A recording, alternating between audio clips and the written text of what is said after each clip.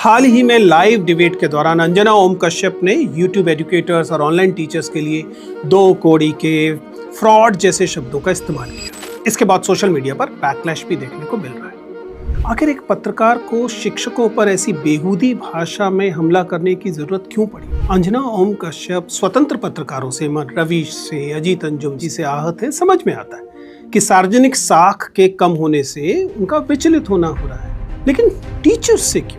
स्वाभाविक है कि नीट को लेकर, एनटीए को लेकर, सीबीएसई के मामले को लेकर सरकार से या सत्ता से सवाल पूछने का काम स्वतंत्र पत्रकार ही नहीं कर रहे थे, बल्कि वे टीचर्स भी कर रहे थे जो अपने स्टूडेंट्स के साथ इन मामलों में आकर खड़े हो गए। अब ये चूंकि अटेंशन इकॉनमी है और शिक्षकों के पास भी थोड़ी बहुत अटेंशन आ गई है, इस बात ने अंजना जैसे पत्रकारों को खुद के लगातार इर्रेलेवेंट होने, अप्रासंगिक होने का एहसास करा और इसीलिए वो तमाम गरिमा और भाषा भूलकर विफर गई। कोचिंग और यूट्यूब में शिक्षा का कारण नहीं इतने स्वीकार्य और सम्माननीय बन गए, बल्कि यह उस पूरी औपचारिक शिक्षा व्यवस्था तंत्र यानी कि प्रशासन की ही नाकामी से उपजे है, जिनका इसी प्रशासन का काम था कि युवाओं का मार्गदर्शन किया जाए सामान्य तरीके से। मैं बिल्कुल नहीं कह रहा हूँ कि टीचर्स को सेलिब्रिटी बना दो। मैं ये भी नहीं कह रहा हूँ कि लाखों स्टूडेंट्स जो हैं उनकी जर्नी आसान बनाने वाले लोगों को आप अचानक दो कड़ी का कहने लगे।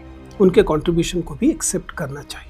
बहुत विनम्रता से अंजना और उन जैसे पत्रकारों से बस यही कहना है कि ना सही खान सर, अभिनव या कोई और शिक्षक, लेकिन अपने ही उन शिक्षकों को तो याद कीजिए जिन्होंने कभी आपको पत्रकारिता का ककहरा सिखाया होगा। क्या जिस किस्म की पत्रकारिता आप कर रही हैं उसके साथ आप अपने इन शिक्षकों की आंखों में आंख डालकर देख भी सकती हैं? या फिर उन शिक्षकों को भी दो कौड़ी का मानकर आप इनसे कोई सरोकार नहीं रखना चाहिए? आखिरी बात, स्कूल के शिक्षकों को आपने पशुगणना में लगा दिया, घरगणना में लगा दिया, भूसा इकट्ठा करने में लगा दिया, और कॉलेज और विश्वविद्यालय के शिक्षकों को आपने अर्बन नक्सल कह दिया, एंटी नक्सल कह दिया, ऑनलाइन शिक्षकों को आपने दो कौड़ी का मान लिया।